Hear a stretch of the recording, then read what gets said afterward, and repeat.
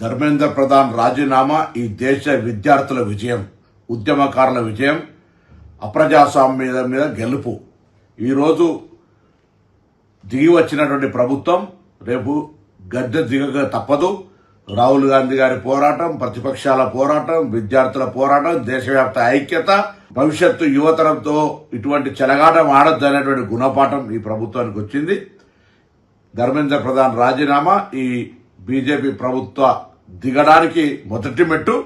తప్పకుండా ఈ ప్రజలకు వ్యతిరేకంగా, అప్రజాస్వామికంగా రాజ్యాంగ హక్కులను కాలరాస్తూ పోలీసులతోటి నియంతృత్వంగా లాఠీ చార్జీలు చేస్తూ, రైల్వేలు బంద్ చేస్తూ, మెట్రోలు బంద్ చేస్తూ, జేఎన్టీయూ లాంటి యూనివర్సిటీల నుంచి పిల్లలు బయటికి రావద్దని నిర్బంధాలు పెడుతున్న ప్రభుత్వంకు వ్యతిరేకంగా ఇన్ని వేల మంది విద్యార్థులు దేశవ్యాప్తంగా ఉద్యమం చేస్తున్నారంటే ప్రభుత్వంపై ఎంత వ్యతిరేకత ఉందో అర్థమైంది. తప్పకుండా ఇప్పటికైనా విద్యార్థి శక్తి మరొకసారి గెలిచిందిగా భావిస్తూ వారందరికీ శుభాకాంక్షలు. ఇది ఆరంభం. తప్పకుండా ఇటువంటి ప్రజా వ్యతిరేక ప్రభుత్వం గద్దె దిగవాక అందరూ కలిసి పోరాడాలని విజ్ఞప్తి చేస్తున్నాం.